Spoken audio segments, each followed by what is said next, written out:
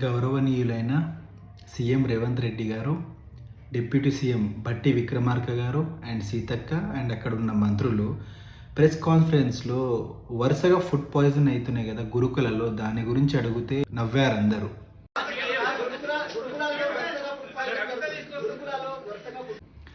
చాలా బాధేస్తుంది.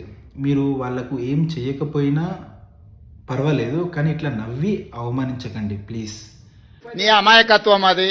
మీరు లేనిది ఊహించుకొని కాయించుకొని గత 10 ఏళ్లలో జరిగినవి తీసుకొని ఇప్పుడు జరుగుతున్న వాటిని తీసుకొని ఎన్ని గురుకులాలు ఉన్నాయి, ఎక్కడేం జరిగింది అనేది లెక్క లేకుండా, బాధ్యత లేకుండా ప్రశ్నలు అడగకండి. అన్న, అక్కడ మేము ఏది ఊహించుకొని మాట్లాడతలేమన్నా, జరిగిందే మాట్లాడుతున్నాం. గత 10 సంవత్సరాలు అంటున్నారు, 10 సంవత్సరాల్లో అయినాయి అన్న, కానీ ఇంతగానం అవ్వలేదన్న. అయినా కూడా గత సంవత్సరంలో అయినా కూడా పట్టించుకున్నారన్న.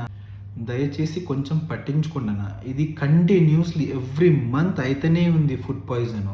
దీని మీద కొంచెం దృష్టి సాధించండి అన్న.